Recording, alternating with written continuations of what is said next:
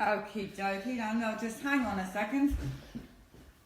Hello peeps! I'm going to be working behind the camera while Dr. Suzanne talks to you, because otherwise I don't know what she's going to talk about yet, but she's going to tell us if the flu is going to kill us, like we are led to believe. Right. Apparently, the influenza virus is making people lose their limbs and their lives out there.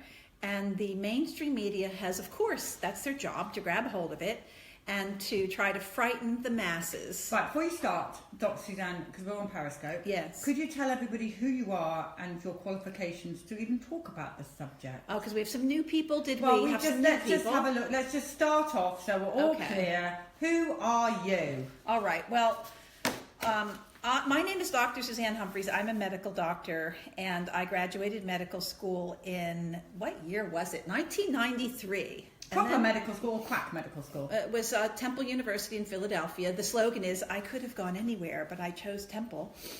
So it's a pretty good medical school. And then I went to New York City and did a residency. And then I went back to Philadelphia and did a fellowship, which is 2 extra years to study kidneys. So, and then I went into practice for about 14 years. And then I started to see problems in my own patients that everyone around me was telling me I was delusional and the flu shot couldn't have possibly caused any problem in anybody's kidneys, upon which I decided to do my own research like I would with any kidney disease that came up. And lo and behold, it led me to where I am today, which is speaking out about vaccines. I've got 3 medical licenses in 3 different states. I'm double board certified in internal medicine and nephrology. And regardless of all that and the fact that I've studied vaccines longer than anybody I know in my medical career, I'm considered a quack now because of what I'm saying. It's idiocracy. Go watch the movie Idiocracy. We are living in this idiocracy, and the medical system is a great representation of the idiocracy, where those of us who have actually done our research, understand biology, physiology, chemistry, history, vaccinology, immunology, have papers sitting in front of us with PMID numbers by the experts, and talk about it, are considered the idiots. And those people who just do as they're told and don't know anything are considered the experts. So it's up to the public to decide for themselves who they believe and where they want to source their information from. And you, as a qualified medical doctor, are not afraid to tell the truth, because that is what you're doing. You're telling the truth. Why would I be afraid to tell the truth? I mean, that's just the silliest thing. I mean, look, we are, if anybody doesn't know, our lives were threatened very severely just a couple of weeks ago. It didn't stop us. It's not going to stop us. It never will stop us. So and we're not talking about little threats like 1 stars instead of 5 stars. We're talking about serious threats, guys. And we are not afraid, in the slightest bit afraid. So here we are. We're not here to talk about that, though. We're here to just talk about influenza, because it just seems that ABC News, and what do I have here? Is this ABC again? I can't even tell. CBS News, they're grabbing onto these stories, and they're frightening people who are now emailing me and questioning their choices. And look, I respond like I always respond. I don't tell you whether to get vaccinated or not. I don't care whether you get vaccinated or not. I do care about humanity, and that's why I'm actually putting out the other side of the debate regarding vaccines. And I want you to understand that you're smart enough to understand this and choose for yourself what's right for you. But it's not my place to decide whether vaccinating yourself is right. It's my place to make sure that you've got all the information you need in order to make that decision. But what news reports like I'm about to go through do is they put people into fear mode. And what happens in fear mode? You do as you're told, you respond, you vaccinate. This has been proven to be true during the 2014-2015 measles outbreak, where Merck boasted that their sales went up, and the CDC boasted that the closer you were located to the epicenter, Disneyland in California, the more likely you were to vaccinate your children after that happened. So fear works, okay? It's very well established, fear works. So they're at it again now, and I just want to go through a couple of these mainstream media articles that came out. The first one is from ABC News, and it's dated February 10th, 2018. Teacher on life support as worst flu outbreak in years engulfs U.S. The other one, Texas teacher dies from flu after deeming antiviral drug too costly. Now, I'm sorry, if you can't read between the lines what those 2 titles are trying to do to you, then you need to understand better how media operates, how advertising and marketing works, and how social engineering works. Please just go research those things in an unbiased way as much as possible. And as far as I'm concerned, I read these two things and I see teacher on life support as worst flu outbreak in years engulfs US. That's making people go, a teacher? I mean, teachers are usually healthy, they're adults. Oh, this is the worst flu outbreak that's happened in years, and it must be deadly. Well, let me go down and read what it says here. A special education teacher in Texas is reportedly on life support after contracting both strains of influenza as the worst flu season in years engulfs. Engulfs, do you know what that means? Engulfs the United States. We're done for. We're being engulfed by a flu season. Crystal Whitley, who teaches in Mullen, got the flu shot in October after giving birth to her son, family members told ABC affiliate, but she caught both the H3N2 and H1N1 flu strains 2 weeks ago. Then she came down with pneumonia in both lungs and contracted MRSA, that stands for methicillin-resistant Staphylococcus aureus. It's all over hospitals. My suspicion is that she got it in the hospital after she presented with this problem. Now Whitley is on life support at Baylor University Medical Center. She's making all of this progress, but doctors keep telling us she is still very ill, she is still critical, and she is still on life support. I mean, I feel really bad for this family, don't get me wrong. Then we have the CDC weighing in. The Centers for Disease Control and Prevention released a grim report on Friday, revealing that at least 63 children have died from influenza in the 2017-2018 season so far. 10 of them died in the past week alone. Now that's horrific, but I suggest that people try to dig up the information on how many of those children got their influenza vaccines this year and the year before. Why do I say that? Look, I feel like I'm blue in the face, but I'm going to say it again. If you've had flu vaccines in past years and you get them in this year, that actually puts you at higher risk for pandemic strains. You think I'm just making this up because I'm a tree-hugging hippie quack? Well, guess what? I've got medical articles that I'm going to go through with you in just a minute. Now we've got Dr. Anne Shukat, who is the acting director of the CDC, God help us all, because this is the woman that point blank was perfectly happy to lie to the entire world and say that there is absolutely no evidence that vaccines and autism are related. Now, it's one thing to say, you know, the studies showed this, but to say there's no evidence, come on, no way. I mean, there have been payouts from the National Vaccine Compensation Funds just for that thing alone. So just you have to know that it's possible. And anybody who's fair and honest will tell you that it is possible. She said a lot of other things which aren't true, but you can go read on Natural News about her because they have a lot to say about her. Not one of my favorite people. You know, it's another one of these CDC folks that dresses in military uniform and has a military position, but has probably never fired a gun or done basic training or anything military whatsoever. Okay, enough. Okay, so she says, I wish there was better news this week, but almost everything we're looking at is bad news. Shukat said the nation is now in the 11th week of the 2017-2018 flu season, and nearly all states remain rife with the virus, except for Oregon and Hawaii. I'll tell you for one thing, I lectured in Hawaii. They don't do a lot of vaccinating in Hawaii. It was probably the silliest place for me to go and talk because people are like, yeah, dude, we know, we don't vaccinate. They hate it, they're healthy. They've left the continental United States, many of them, to go live there. So anyway, we recognize that this issue is personal, so many families, personal to so many families, and that there's a lot of fear and alarm, she said. Flu is incredibly difficult to predict, and we don't know if we've hit a peak. We could see more weeks of increased flu activity. Well, thank you, Anne, for calming everybody down and giving them some facts. It's okay, Anne. That's what I'm here for. Too bad I don't get the reach that you do. Meanwhile, health officials on Saturday confirmed the third pediatric death, and it goes on and on about the deaths that have happened. Okay, so that's article number 1. Article number 2.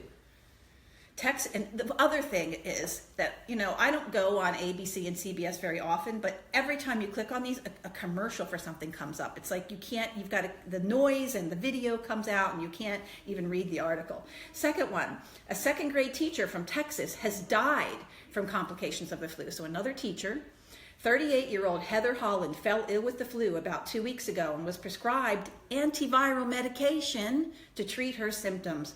But when she saw the $116 price tag, she decided it was too costly. But that's okay, because her husband said she's very frugal and always has been. So I went out and filled the prescription and made her take it. Okay, teachers, by and large, are vaccinated. I would bet money that this teacher is vaccinated. Friday night, things escalated and she ended up in the ICU. The doctors got the blood cultures back and they had to put her on dialysis early Saturday. Okay. Been there, done that.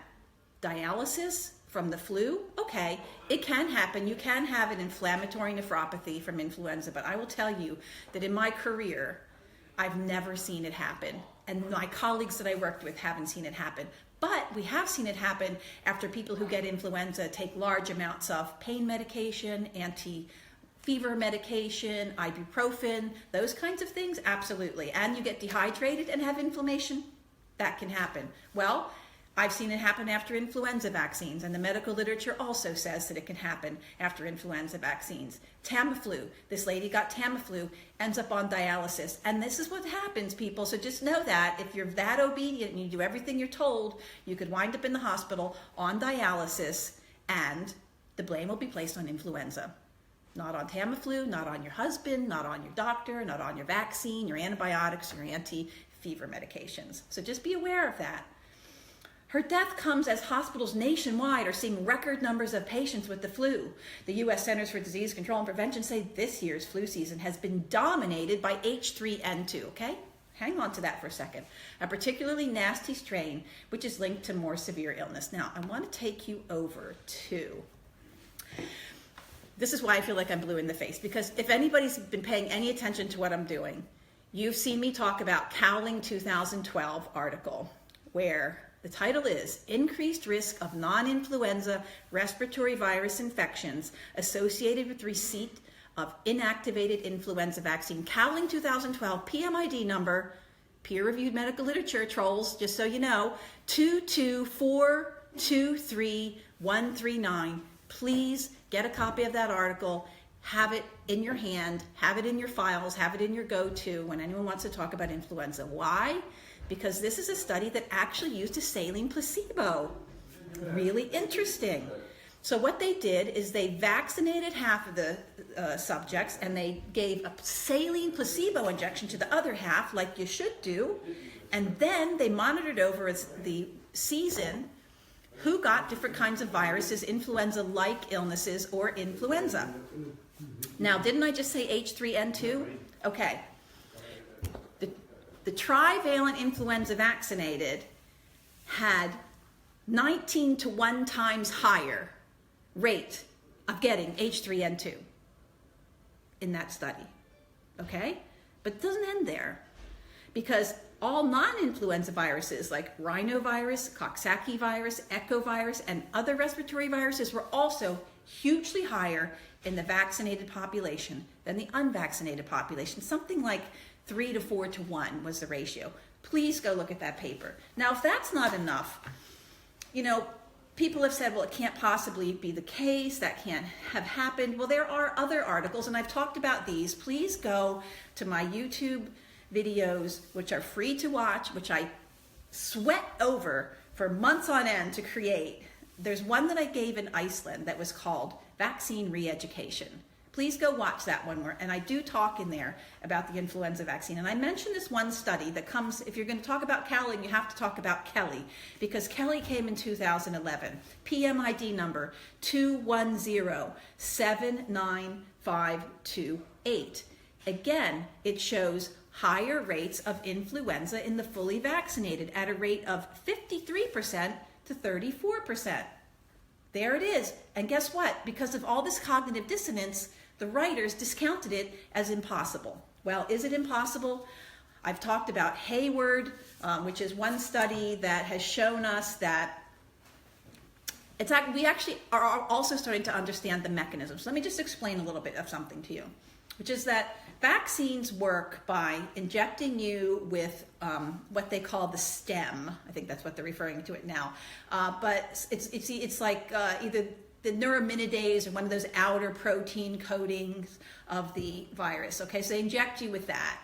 And it creates robust antibody response, okay? But that doesn't mean that it actually works to help you prevent from getting influenza, because it's your cell-mediated immunity that's just as important, if not more. But when it comes to the following year, now this is the key, when it comes to the next year's influenza season, they've shown that if you've gotten vaccinated the year before, all that antibody that happens initially feeds back to your CD8 T cells and says, no need to remember this, we're all set, we're all done. So the memory for the next year isn't there.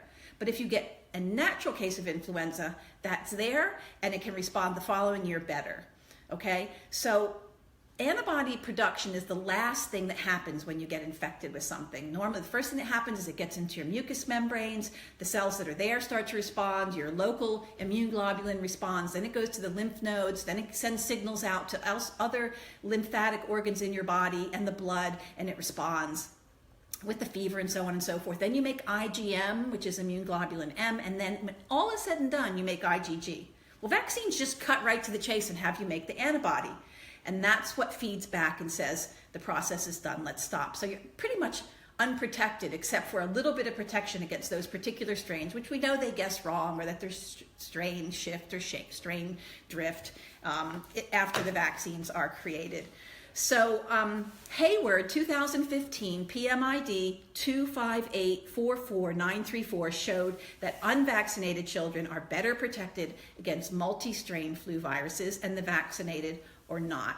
Bodewees, 2011, for those of you that love your science, PMID 21880755 showed that unvaccinated children develop T-cell immunity that is comprehensive and that vaccinated children do not. Showed higher likelihood, 75% of asymptomatic infection and less shedding in the unvaccinated.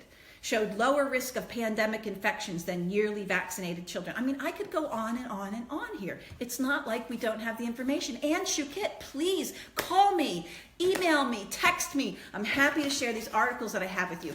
And Anne, there's a new one out in 2017. I hope you're sitting down for these two I'm about to tell you about, because this one is by Jan in 2017, okay? PMID number 29348203. It's called Infectious Virus in Exhaled Breath of Symptomatic Seasonal Influenza Cases from a College Community. So what they did is they looked at 355 symptomatic volunteers with acute respiratory illness, and they measured what was coming out of them. And just to make a long story short, yes, you want to say I'm cherry picking, perhaps I am, but what they decided there was that it was the fine aerosol viral RNA was positively associated with having influenza vaccination for both the current and prior seasons, okay? Is the picture starting to make sense now? Why we're seeing worse and worse progression of these influenza cases over the years? Now, ask somebody 20, 30 years ago. Ask doctors, ask teachers, were the children disappearing? Was half the class gone? Were people ending up in the hospital? Were people losing limbs? Were teachers dying? No, and I think it's scientifically provable that we have not only bred super strains of vaccines, which is what vaccines generally do, it just takes a little bit longer, but we have paralyzed the immune systems of vaccine recipients. And that is why, and just like Roman and I showed in Dissolving Illusions, it's the immune system that means more than anything. It means more than the microbe, it means more than the environment, your body, how your immune system's able to work, your vitamin C levels, your vitamin D levels, your nutrient levels. That means more than the actual strain of the virus. It just so happens that this H3N2 strain is this one that's taking people out this year. But as I've showed you, if you've been vaccinated with seasonal influenza vaccine, it puts you at risk. It's been proven. Why Anne Shukit doesn't want to talk about this publicly, I can only guess. But I'm just saying, I don't think she would be a very good temporary head of the CDC, would you? Really like to see somebody else there, given that she doesn't even know this. So, in case you missed that, fine aerosol viral RNA was positively associated with having influenza vaccination for both the current and prior season. Why is this so hard? I just don't get it. This is not rocket science. Okay, if that wasn't enough for you, that was number 3. Here's number 4. This one is by Alexa Dierig and several other authors. Julie Liask of Australia, who I think I've spoken about her with fondness in the past. So this one is from 2014, and I don't have the PMID number handy, but I'll tell you, it's called Epidemiology of Respiratory Viral Infections in Children Enrolled in a Study of Influenza Vaccine Effectiveness, okay? Out of Australia, our favorite country. And this one talks about influenza-like illness was more common in children vaccinated against influenza in this observational study. 1.6 times more common. So the solution by the insane people that are apparently running the CDC and our health departments is to get more vaccines, is to take Tamiflu. You know, Cochrane, they are throwing their hands up in the air. In fact, does people know what the Cochrane collaboration is? It's highly renowned, independent analytic body who's been going over the influenza vaccines for decades now.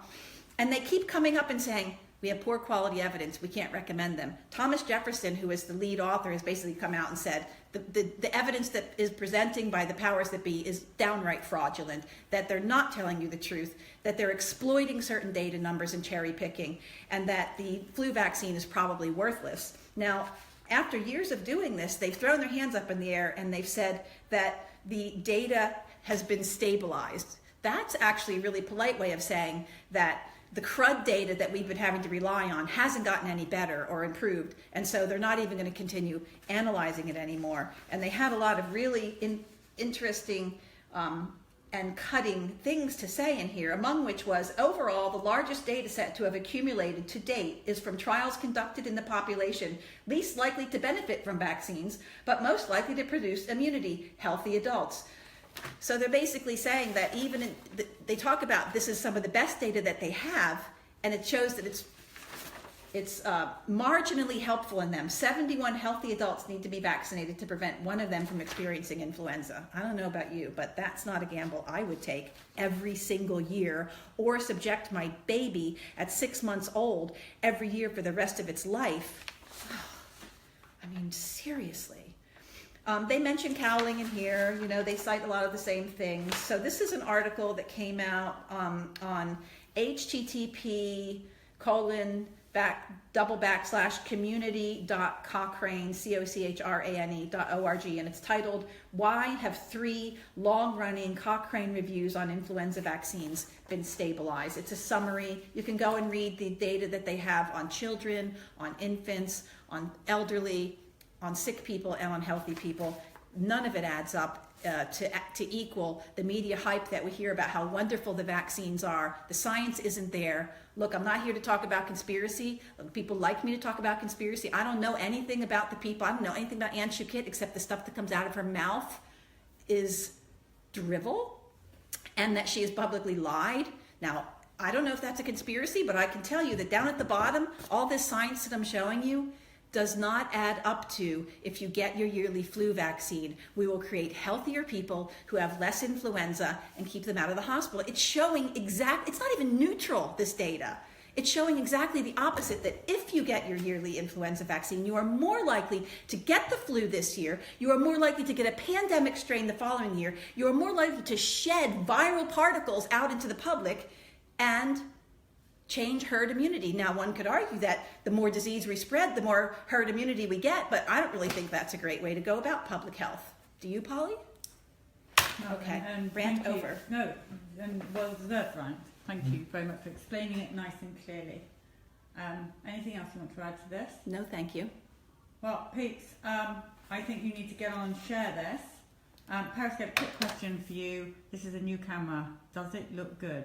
Do you see Suzanne in a different light? It's an iPhone 10. It is an iPhone 10 we're trying out on Periscope right now. And how is it going?